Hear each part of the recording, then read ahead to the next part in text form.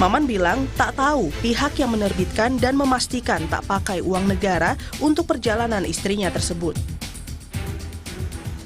Sampai hari ini saya pun tak mengerti itu dokumen dari mana. Keberangkatan istri saya ke luar negeri adalah mendampingi anak saya yang masih kelas 1 SMP.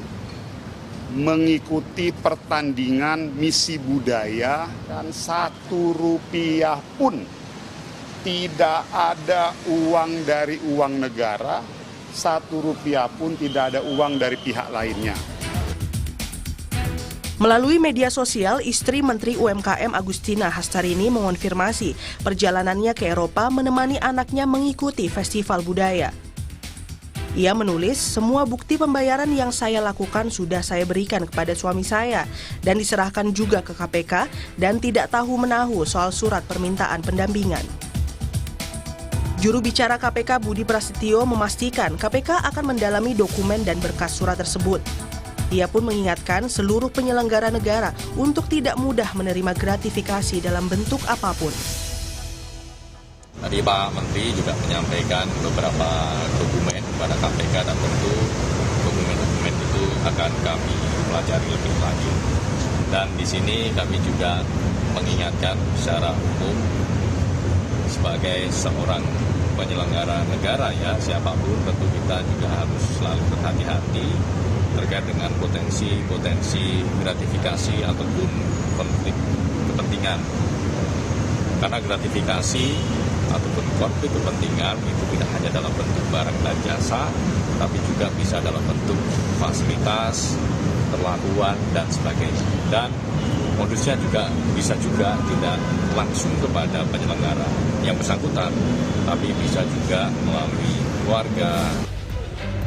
Mantan penyidik KPK Yudi Purnomo meminta KPK tegas mengusut surat tersebut untuk mengetahui potensi penyalahgunaan wewenang hingga gratifikasi. Apakah benar bahwa surat tersebut dibuat tanpa sepengetahuan menteri? Kemudian bagaimana surat tersebut dibuat? KPK harus memeriksa semua yang terlibat di dalam pembuatan surat tersebut. Harus juga memeriksa terhadap orang-orang yang dikirimi surat tersebut. Apakah benar surat tersebut itu tidak jadi ya untuk direalisasikan? Apakah jadi? Inilah peran KPK. Ini bukan kali pertama pejabat negara diduga minta pengawalan dan fasilitas untuk keluarganya dari kantor Kedubes Indonesia saat berkunjung ke luar negeri. Pemerintah perlu bersikap tegas agar menghindari potensi kerugian negara dari hal tersebut. Tim Liputan Kompas TV.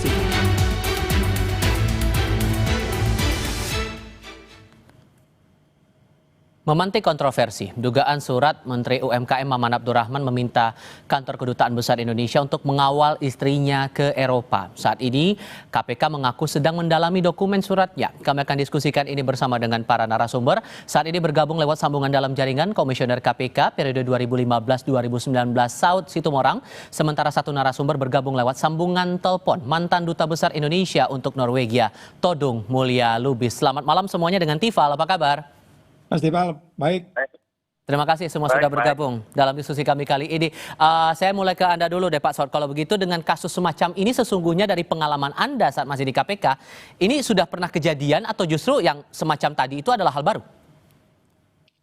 Ya, kebetulan waktu saya di sana belum ada ya pengalaman seperti itu.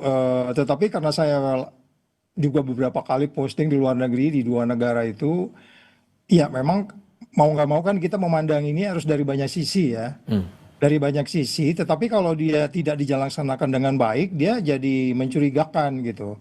Pertama kan kalau kita bicara seseorang itu di luar negeri atau perwakilan di luar negeri menurut Undang-Undang 3799 itu kan itu ada misi diplomasi, ada misi kebudayaan, ada bla bla bla bla bla bla gitu. Jadi kalau lihat dari surat itu sendiri dikirim tanggal 30, kegiatannya mulai tanggal 30, itu nggak seperti itu diplomasi yang benar gitu. Apakah itu ada misi kebudayaan? Yes, of course itu anak kecil pergi ke sana, ada misi kebudayaan, kita nggak tahu apa gitu G2G atau private to private. Tapi kan menimbulkan kecurigaan kalau itu tidak dilaksanakan dengan proper.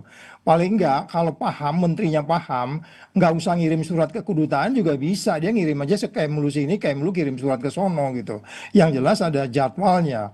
Tetapi ketika kemudian dia berjalan kepada lebih dari 7 negara, itu kan menimbulkan pertanyaan-pertanyaan. Sehingga niatnya dari awal tuh dipertanyakan kalau memang murni untuk katakanlah ada misi diplomasi, kebudayaan, membangun hubungan baik, bla bla bla bla bla bla, edukasi dan seterusnya. Itu semua juga ada unit di kedutaan itu yang bertanggung jawab terhadap hal ini. Sehingga kalau kita bicara bagaimana dari awal ini niatnya juga penuh dengan justifikasi, ya niat awalnya itu tidak seperti yang dikehendaki dalam misi diplomasi. Sehingga ketika suratnya viral, kita nggak tahu yang viralin siapa, apakah dari kedutaan atau dari mana. Menimbulkan pertanyaan-pertanyaan yang sering kita hadapi terhadap bagaimana perlakuan KBRI terhadap semua warga negara di luar negeri, kan dia harus sama. Sehingga Orang kalau yang menurut Anda, sorry saya potong, sehingga kalau menurut Anda dengan kacamata tadi Pak, ada pelanggarankah di sini secara hukum? Ya secara etis itu melanggar etik dong, nggak baik. Dia itu kan memerintahkan. Coba aja dia minta itu kan isi suratnya itu ada kata-kata mohon apa ya namanya itu. Kami mohon dukungan. Gitu. Itu kan kata-katanya ada begitu kan. Ya. Mohon dukungan itu kan bisa dijabarkan macam-macam kalau buat pegawai negeri yang boleh dibilang tidak bisa menjabarkan tugasnya dengan baik gitu kira-kira. Oke. Saya coba ke Pak Todung kalau begitu. Tapi saya coba konfirmasi dulu biar kami tidak keliru. Anda pengalamannya sebagai duta besar Indonesia di Norwegia atau Islandia, Pak Todung? Saya duta besar untuk Norwegia dan Islandia waktu itu. Oke. Dan sepengalaman Anda saat menjadi duta besar saat itu, Pak, ada nggak tipikal permintaan semacam ini? Minta dikawal lah pejabat atau anggota keluarga teman-temannya dalam agenda tertentu? Begini, kedutaan itu kan memang adalah perwakilan negara Indonesia, Republik Indonesia di luar negeri. Jadi setiap warga negara bisa saja meminta informasi, meminta bantuan dari pihak kedutaan kalau mereka ada masalah. Nah, tapi kan juga kita mesti hati-hati dalam menyikapi permintaan yang datang. Kenapa? Karena kadang-kadang ada permintaan yang tidak jelas. Katanya ingin melakukan satu penelitian atau ingin melakukan kerjasama kolaborasi dengan pihak-pihak tertentu di sana, tapi ujung-ujungnya sebetulnya ingin ya dharma wisata, ya, ingin piknik, ya. Jadi kita mesti melihat. Nah biasanya kalau itu ada kaitan dengan misi kebudayaan, selalu ada korespondensi sebelumnya, ya, antara kedutaan dengan pihak yang mengirimkan misi kebudayaan itu. Tidak ujuk-ujuk mendadak seperti itu, ya. Nah jadi kalau saya ya waktu menjabat sebagai duta besar, saya sangat hati-hati melihat ya prosesnya. Kalau mendadak ya kita bisa curiga kok bisa mendadak seperti itu. Ada apa? Kategori mendadaknya itu tuh harus berapa lama kira-kira Pak yang bisa diterima? Ya kalau orang mengirimkan misi kebudayaan kan pasti butuh persiapan, ya. Nggak mungkin dia datang 1 hari 2 hari suratnya 1 atau 2 hari sebelumnya. Pasti ada komunikasi dan di kedutaan itu ada Pensosbud, ya. Ada orang yang betul-betul menangani ya bidang sosial budaya. Nah mereka ini yang akan komunikasi sebetulnya. Jadi ya saya tidak mau memberikan ACC kalau misalnya tidak jelas misinya. Ya, karena kadang-kadang bisa disalahgunakan. Nah disalahgunakan ini kan menyangkut fasilitas, menyangkut aparat ya, pejabat pegawai negara yang bertugas di sana itu kan butuh kejelasan. Ya, jangan kita disalahgunakan.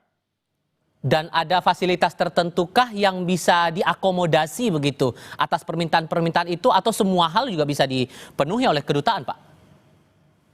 Ya nggak semua hal dah kan. Beginilah, kadang-kadang ada anggota DPR datang ya kan, ya ingin misalnya mendapat fasilitas ini itu segala macam, ingin menginap di Wisma segala macam. Ya kita sih kalau itu dalam rangka kunjungan dinas, kita akan selalu mengakomodasi. Tapi kita juga harus jelas ya, bahwa kunjungan dinas itu kan selalu ada uang jalan, ya, dari pihak pemerintah, ya kan, dari pihak instansi yang mengirimnya. Ya kadang-kadang saya juga sangat tegas dalam soal seperti ini. Saya mengatakan, kalian kan sudah punya uang jalan, ya, yang diberikan oleh instansi kalian. Nah kalian harus bisa mengelola itu dong, menggunakan itu, karena tujuannya kan untuk memfasilitasi kunjungan mereka. Tidak ya ujuk-ujuk minta semua kedutaan, karena kedutaan kan juga dananya terbatas. Ya. Jadi jangan semuanya dibebankan pada kedutaan. Baik. Saya ke Pak Saud sekarang. Pak Saud, kalau Anda lihat bahwa secara etik itu melanggar dan di sisi lain KPK saat ini juga sedang mempelajari, mengusut lagi kasus ini, siapa kira-kira menurut Anda Pak Saud yang perlu untuk diklarifikasi atau diperiksa terkait dengan hal ini? Ya pertama yang mengirim surat juga kan, nggak mungkin juga dia ngirim surat dari mana tahu dia ibu itu pergi gitu. Iya kan, itu satu. Kedua, kemudian kenapa surat itu dibuat begitu mendadak dan kemudian terkesan tidak ada perencanaan yang baik. Namanya kebudayaan itu kan tuan rumahnya harus siap juga. Enggak juga kita berkunjung ke sana, di sana nggak ada persiapan. Makanya saya bilang kita pertanyakan itu tadi, itu apa G2G atau swasta ke swasta, kita itu nggak perlu dalemin. Sehingga kita kalau mau bicara zero toleran, KPK harus mendalami supaya ini tidak terjadi lagi. Seperti yang kemarin ada ke Amerika itu, ya yang anggota parlemen ngirim anaknya minta di ini dan seterusnya. Sebelumnya ada juga kejadian lain. Karena gini, di luar negeri itu apalagi kalau negara-negara yang persepsi korupsinya bagus dia, kayak Singapura, di Eropa lah di atas telepon, mereka hidupnya itu udah teratur. Jadi yang namanya ujuk-ujuk itu malah jadi bahan ketawaan. Begini ya cara memerintah Indonesia. Kalau umpamanya suratnya resmi, kalau suratnya nggak resmi apalagi itu menjadi pertanyaan. Ini yang surat resmi aja ini menjadi pertanyaan karena apa? Karena prosesnya tidak menjadi seperti ya membuat orang kesiapan. KBRI juga emang yang diurusin cuma urusan begini, mereka juga ngurusin banyak. Ada seminar, ada pertemuan bilateral, multilateral, yang kemudian kalau datang ujuk-ujuk gini kan nggak dilayanin, menimbulkan pertanyaan, nanti katanya bla bla bla bla bla bla. Ya ini yang menurut saya Kemlu sekarang ini bikin petunjuk deh, jangan dibiarin kayak begini. Oke. Jadi semua perwakilan RI dikasih petunjuk. Bagi yang ngedadak-dadak itu nggak usah dilayanin gitu aja.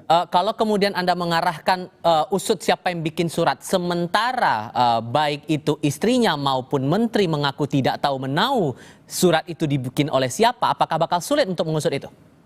Iya itu kan kalau yang namanya peristiwa pidana semua bantah-membantah biasa pasti. Mas, itu mah biasa bantah-membantah begitu. Nanti kan bisa kelihatan juga. Nggak ujuk-ujuk juga orang ngirim surat kayak begitu. Ya kan? Atau mungkin sesama supir yang bikin surat kontak sama supirnya ibu itu. Ibu mau pergi tuh. Oh ya gue jabarin ya gue bikin surat ke negara mana. Ini. Enggak juga. Jadi kan niatnya dari awal tuh udah terlihat gitu. Terus kemudian kenapa ini juga diungkap ke permukaan juga kita kan nggak tahu siapa yang mengungkap itu. Bisa jadi yang merasa beban mentalnya tinggi, ini sekian negara, ini kan kalau resource-nya KBRI dikerahkan secara kerusuhan, Kemlu ngeluarin berapa duit tuh. Kalau dikatakan itu kalimatnya tuh mohon dukungan itu kan macam-macam. Dukungan apa yang diminta? Transport, jemputan di bandara, supaya di bandaranya lancar ngusus paspor. Itu juga kan mengerahkan orang gitu ya. Jadi mohon dukungan itu kalau dijabarkan tuh kan itu berpotensi gratifikasi gitu, which is tadi di depan sudah dibantah si ibu tuh, enggak kok gua beli paspor, gua beli ini sendiri, penerbangan sendiri, so what? Terus yang mau diminta bantuan tuh apa gitu kan, itu pertanyaannya. Oke, apakah sebatas pada gratifikasi atau ada pidana lain sebetulnya yang bisa berpotensi diusut lagi oleh KPK soal ini? Oh bisa aja, karena makanya saya katakan kembali lagi, ini kan kalau kita bicara masih dalam batasan etik ya, ya harusnya presidennya negur menterinya, lu bikin berisik aja lu menteri, gimana sih istri mau pergi aja gitu, bikin susah gitu ya. Tapi kalau lebih lanjut itu ada peristiwa pidananya, ya kalau itu gratifikasi, ya dia harus laporkan nanti bahwa tanggal sekian kami dijemput dengan kendaraan ini, bla bla bla, dia harus melaporkan kurang dari 30 hari gitu Mas Dipal. Oke, nah Pak Todung tadi Anda juga sudah ceritakan pengalaman kemudian hal-hal apa saja yang diterima atau tidak soal permintaan bantuan atau pendampingan tadi di awal Pak. Cuman sesungguhnya apakah dari Kementerian Luar Negeri saat Anda bertugas saat itu sudah punya guidance, sudah punya SOP bahwa standar perlindungan atau bantuan yang diberikan itu itu dalam kategori A, B, C, D, E dan seterusnya, atau semuanya betul-betul Anda yang menetapkan, Pak? Tentu ada. Kalau misalnya ada warga negara Indonesia mengalami persoalan di sana, ya kita mesti bantu. Misalnya kehilangan paspor misalnya, ya kita mesti bantu. Kalau ada misi kebudayaannya resmi yang datang ke sana, ke negara tempat kita bertugas, ya selama prosesnya jelas, transparan, dan itu tidak ujuk-ujuk seperti itu, ya pasti dibantu. Nggak mungkin nggak dibantu. Tapi kan juga kalau permintaannya tidak jelas, misalnya, ini ada anak dua, ya ada istri saya, tolong dikawal, ya menurut saya kan itu bukan kerjaan kedutaan sebetulnya. Itu kan, ya kalaupun dilakukan itu ya karena mungkin ada hubungan baik ya, courtesy ya, oleh pegawai kedutaan atau apa. Tapi kan pada intinya itu bukan tugas kedutaan. Kalau itu pekerjaannya dinas ya, yang mewakili negara, ya seharusnya dibantu ya. Itu, tapi ini juga bukan hanya soal guidelines, soal akal sehat, soal kewajaran. Apakah wajar misalnya meminta pihak kedutaan ya mengawal anggota keluarga untuk bepergian dari satu tempat ke lain tempat? Menurut saya juga itu bukan ya satu kewajaran ya. Nah, itu di luar jam kerja bisa aja ya ada orang kedutaan yang melakukan courtesy seperti itu. Tapi kan di luar itu ya tidak dong. Oke. Dan selama ini atau sepengalaman Anda jadi dubes saat itu, adakah pendampingan pejabat yang rasanya malah mengganggu aktivitas kantor kedutaan sepengalaman Anda, Pak? Ya ada saja kan. Karena yang paling awam apa, Pak? Kita kadang-kadang begini ya, kadang-kadang datang rombongan delegasi dari satu daerah, ya kemudian ingin datang ke kedutaan, tapi kita nggak pernah dihubungin ya waktu mereka mau datang. Nah mereka bilang datang mereka itu untuk tujuan studi banding ya mengenai pengelolaan wisata di daerah tersebut. Nah tapi kan tidak jelas agendanya mau kemana. Ternyata mereka hanya datang ke museum-museum. Nah itu studi bandingnya seperti itu. Tapi ya tidak jelas gitu mau ketemu pihak mana, pihak ini, pihak itu dan sebagainya. Nah kita tiba-tiba didatengin ya mereka minta kita tanda tangan karena tanda tangan kita itu penting ya untuk membuktikan bahwa mereka sudah melaksanakan tugas mereka. Nah saya agak kesal seperti itu karena kalau saya